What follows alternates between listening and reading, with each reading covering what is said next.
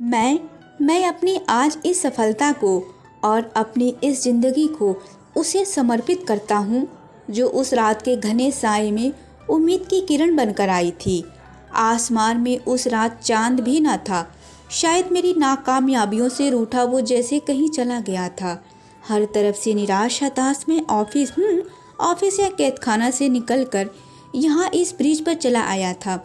जी, इसी ब्रिज के किनारे बनी 4 इंच की पट्टी पर खड़ा मैं समंदर की आती जाती काली लहरों को देखने की, महसूस करने की नाकामयाब कोशिश कर रहा था। मेरी नाकामयाबियों में एक और नाकामयाबी जुड़ गई थी। आंखों के चारों ओर घनघोर अंधेरा था और मन के भीतर उससे भी घना। अपने मन से हार आखिर मैंने उस पट्टी के आगे कदम बढ़ा ही दिया था कि अचानक उसकी आवाज़ कानों से टकरा गई।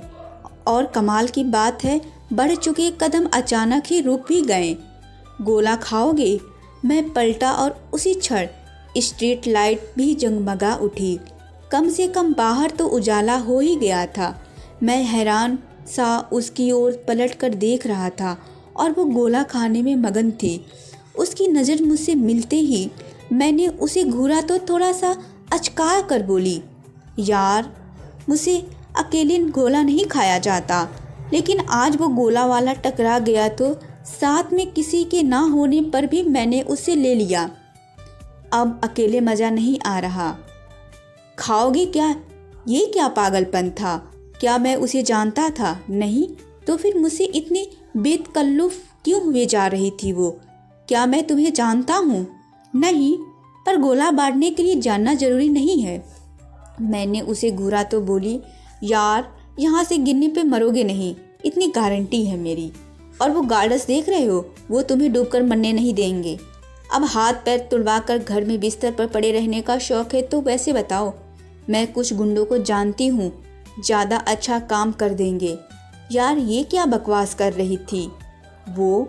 मैं ब्रिज पर खड़ा कभी भी कूद सकता था और इसे मजाक सूझ रहा था, पर कुछ तो था उसकी आवाज़ में जो रस्सी बनकर पैरों से चिपक गया था मेरे। मैं कूद नहीं पाया। मैं उतरा तो मेरे हाथ में गोला पकड़ाकर वो आगे बढ़ गई। इसी गोले की तरह ही तो बस जो रही थी मेरी ज़िंदगी, बस धीरे धीरे यूं ही तो ख़त्म हो रही थी। मैं उस गोले को घूर रहा था और वो वापस मेरी ओर मुड़ गई। उसने मेरा हाथ थामा और लगभग मुझे खींचते हुए आगे बढ़ गई। एक अनजान लड़की जिसे न कभी पहले देखा था, ना ही जिसे मैं जानता था, उसका हाथ थामे मैं ना जाने किस हवा में बह जा रहा था। मुझे कुछ खबर ना थी। वो मुझे अपने घर ले गई। मैं अब भी गालिब ही था, कुछ होश में ना था कि क्या हो रहा है। बस चले ही जा रहा था उसके संग, उसके पीछे। अगली सुबह जब आँख खुली तो वो सामने बैठी कॉफ़ी बना रही थी। मेरी आंखें खुलते ही उसने मुझे गुड मॉर्निंग विश किया, जिसका कोई जवाब मैं दे ना सका। मेरी सुबह, मेरी रातें, मेरा जीवन अब गुड कहाँ रह गया था। मेरी तरफ मुस्कुराते हुए उसने मुझे कॉफ़ी दी, जिसे लेते हुए मैं काफ़ी हिचक भी रहा था। सबसे पहले तो किसी अनजान, वो भी लड़की के साथ मैं यूं ही इस तरह आधी रात को उसके घर चला आया। मुझे असहज करने के लिए इतना ही काफ़ी था।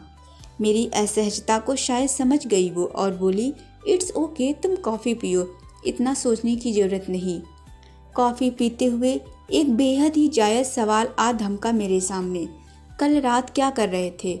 मैं इसी सवाल का इंतज़ार कर रहा था। जैसे उसने पूछा, मैं तो फट पड़ा। मैं थक चुका हूँ। क्यों नहीं समझते वो कि मैं नहीं करना चाहता, ये नहीं होता मुझसे। मेरा दिमाग नहीं लगता इन सब में। ये आंकड़े, ये स्टॉक, ये पैसा नहीं है मेरी मंजिल, नहीं है मेरा सफ़र। क्यों नहीं समझ आता कि मैं उनकी तरह नहीं बनना चाहता। वो आंखें फाड़ मुझे देख रही थी। बोली, किसकी तरह? कौन? किसकी बात कर रहे हो? डैड कभी नहीं समझे मुझे। नहीं समझ आता उन्हें कि उनकी कंपनी में मुझे कोई इंटरेस्ट नहीं। उनके कहने पर मैं पिछले 3 सालों से कोशिश कर रहा हूँ, लेकिन ये बिजनेस मेरी समझ नहीं आता। सब कठपुतलियों लगते हैं मुझे। उस ऑफिस में रोज़ वही एक काम, वही एक रूटीन। ऐसा नहीं है कि मैंने कोशिश नहीं की, लेकिन मैं नाकामयाब रहा, फेल हो गया। पापा को उनका मनचाहा रिजल्ट देने में। समझते ही नहीं कि वो मैं नहीं बना हूँ उनके इन सब के लिए। मैं हाँफने लगा था। किसके लिए बने हो फिर? मैं लिखना चाहता हूँ, लेखक बनना चाहता हूँ, लेकिन वो माहौल ही नहीं मिला मुझे। लेखक को माहौल की नहीं, मन की ज़रूरत होती है। बड़ी ही सहजता से बोल दिया था उसने। मैं और उसे आंखें फाड़े देख रहा था। वो अपनी कॉफ़ी ख़त्म करके उठी और शायद मुझे समझ आ गया था कि मैं क्या करना चाहता हूँ। अपनी कॉफ़ी ख़त्म करके मैं अपने रास्ते निकल गया, उसका एहसान मन में लिए। ग्लास डोर के आगे खड़ा मैं उसे देख रहा था। वो सागर की लहरों की तरह डोल रही थी। उसकी आंखें, उसके हाथ बजते संगीत के साथ बह रहे थे और मेरी आंखें उसके साथ यहाँ वहाँ डोल रही थी। वो बिल्कुल गालिब थी अपने नृत्य में और मैं खोया था उसमें, कुछ यूं ही कि अपनी भी खबर ना रही थी मुझे। चंद लम्हों बाद उसका हाथ पड़ा मेरे कंधे पर तो होश आया कि बाहर आ गई है वो। कैसा था? बस एक सवाल पूछा उसने। मैं क्या बताता उसे कि कैसा था? बस नजरें झुकाकर सिर ही हिला सका। खिलखिला उठी थी वो। उसकी हंसी ले जा रही थी मुझे कहीं दूर। अपनी झलझलाहटों से, अपनी नाकामयाबियों से दिन बीत रहे थे। ऑफिस में मेरा ध्यान अब लगने लगा था। पापा के चेहरे पर सुकून बिखरने लगा था। मैं खुश था, इसलिए नहीं कि वो स्टॉक उछाल ले रहे थे, इसलिए भी नहीं कि कलम को गति मिल रही थी, बस इसलिए क्योंकि उसका खिलखिलाता चेहरा अब मेरे सामने होता था। वो जब नाचती थी तो मेरा मन भी मोर की मालिंद नाचता था। वो जब डूब जाती थी उस संगीत में, उस धुन में, उस थिरकती थी उस ताल पर, तो मेरा मन भी उसके साथ ही थिरकने लगता था। उसकी ताल पर कुछ तो था जो उसमें अलग था। शायद उसका चीज़ों को, लोगों को, जीवन को देखने का नज़रिया, या फिर शायद उसकी मौजूदगी ही जो सच्चाई से भरी थी। खुश मिजाज सी वो जब भी मेरे करीब होती तो एक सुकून तैर जाया करता था हवा में जैसे। जब भी कभी सड़क पर होती तो उसका ध्यान कभी सड़क पर ना होता, कभी आसमान को देखती तो कभी सर पर दौड़ती गाड़ियों को। हमेशा कहती, ये सड़क कभी थमती नहीं ना, अगर ये थम जाए तो क्या हो अगर इनके कोनों पर बैठी कुछ जिंदगियों को कोई सुकून दे दे। वो बोलती जाती और मैं बस सुनता जाता। बहुत कमज़ोर सी थी वो, आँखों के नीचे गड्ढे, ऐसा लगता था जैसे वो सदियों की बीमार है। लेकिन उसकी आँखों की चमक ऐसी थी कि उसकी आँखों से नज़रें हटने ही नहीं देती थी। मैं बस उन आँखों में ही खोकर रह जाता था। हमेशा की तरह आज भी उसकी नित्य कक्षा के बाद उसके बदन से बह रहे पसीनों को अपनी रुमाल से साफ करता मैं उसे बेहद करीब महसूस कर रहा था। थकी हारी सी वो मेरा हाथ थामे कक्षा के एक कोने में जा बैठी। जब वो नाच कर हटती तो उसके चेहरे पर अलग ही नूर होता, जैसे कि उन धुनों को जीती थी वो। मैंने उससे पूछा, तुम्हें ये सब बहुत भाता है ना? बहुत, आंखें चौड़ी करती हुई बोली। बेहद दीवानी हूँ मैं संगीत की। जब जब उपकरणों से उठती धुन सुनती हूँ तो लगता है कि जैसे बांसुरी की लय मुझ में से ही कहीं उठ रही हैं। जब जब ढोलक पर थाप पड़ती है तो मेरा दिल खुद पर एक थाप महसूस करता है। जब भी घुंघरू छनछनाते हैं मेरे पैर खुद पर खुद ही हिलने को बेकरार हो जाते। ये संगीत, ये नृत्य मेरी रग रग में बसा है। तुम जानते हो, घर पर पापा हमेशा चाहते थे कि मैं इन सब पर ध्यान न देकर केवल पढ़ाई पर ही दिमाग लगाऊं। मैंने बहुत कोशिश की, लेकिन ये संगीत मेरी रगों से नहीं निकला और फिर मैंने संतुलन बिठाने की ही ठानी। तुम्हें उस रात ब्रिज पर जब देखा मैंने तो मुझे अपने ही दर्शन हुए। किसी वक्त मैं भी यूं ही हताश और निराश थी। बस फ़र्क यही था कि तुम्हारी तरह खुद को गवा देना मंजूर ना था मुझे।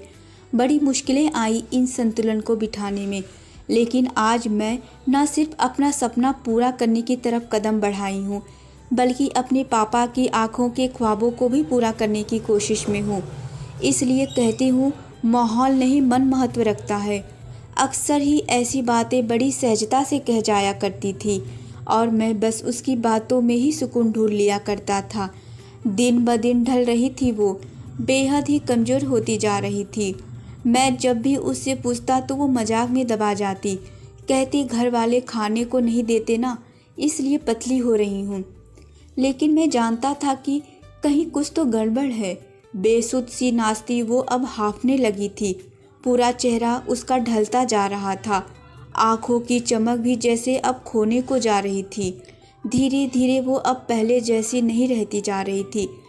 मैं जिद करता कि चलो डॉक्टर के पास चलो, लेकिन वो हमेशा ही मेरा हाथ पकड़कर मुझे दूसरी ही दिशा में खींच ले जाती। मैं चाह कर भी कुछ नहीं कर पाता था उसे। बड़ी संजीदगी से वो अपनी नित्य साधना में रमी हुई थी। उसका एक ही सपना था, खचाखच भरे हॉल में वो सबके सामने अपना नृत्य प्रस्तुत करना चाहती थी। लेकिन उसके सपने पूरे होने में कसर थी और उसकी वजह थी पैसा। ना ही उसको स्पॉन्सर्स मिलते थे और ना ही इतना पैसा कि खुद अपने लिए कुछ कर पाए। वो कुछ कहती तो नहीं थी, लेकिन उसकी आंखें, उसकी खामोशी सब कुछ बोल जाती थी। एक दिन मैंने उससे अपने करीब बिठाया। उसके बालों में मैं हाथ फेर रहा था। उसके चेहरे पर मुस्कुराहट उभर आई थी। शायद उसे अच्छा लग रहा था। आज बहुत थकी हुई सी लग रही थी।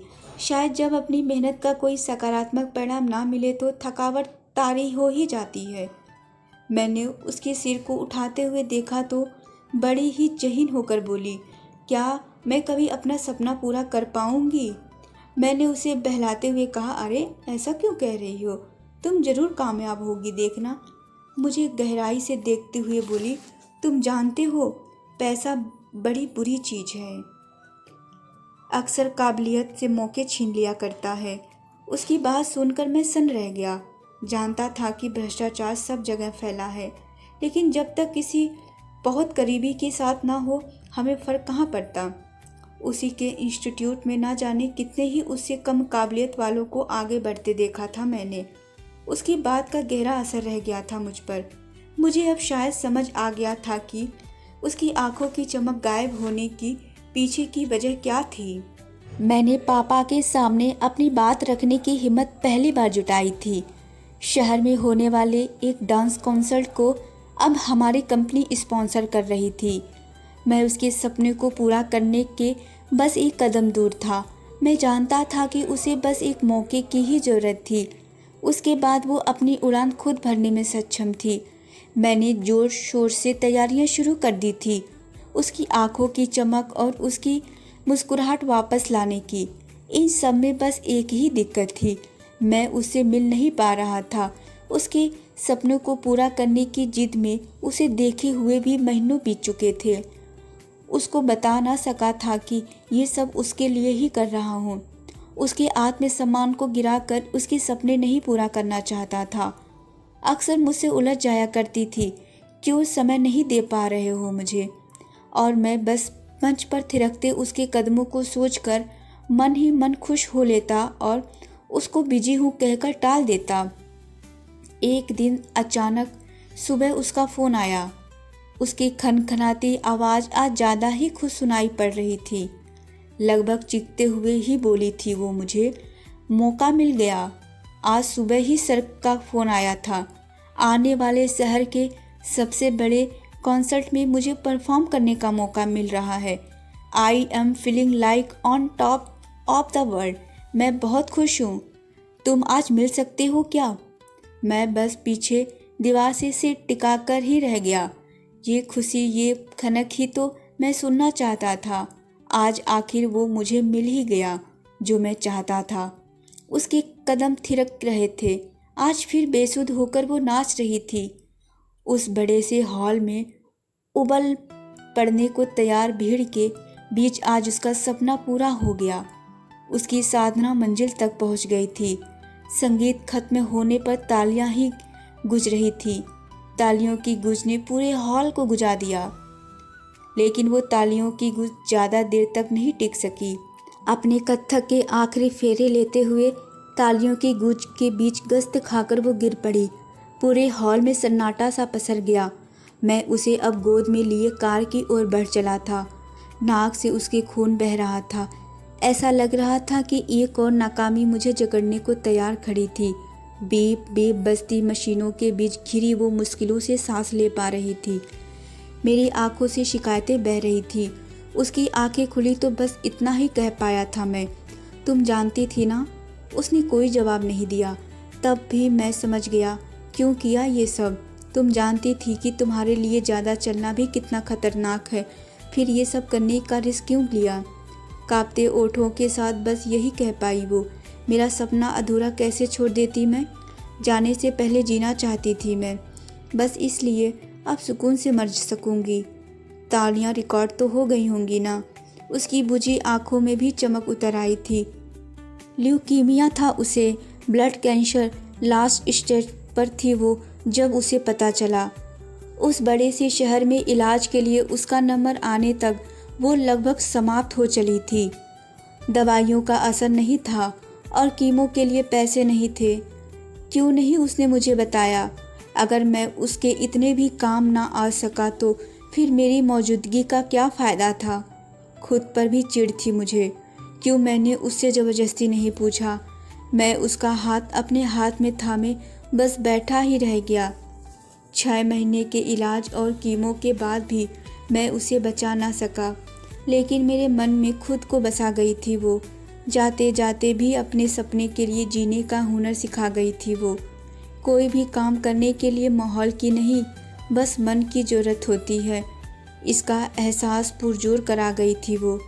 मेरी ये किताब उसकी चलती सड़क के किनारे बैठे लोगों का दर्द, उनकी तकलीफ़ें और उनका समाधान उपलब्ध कराती हैं।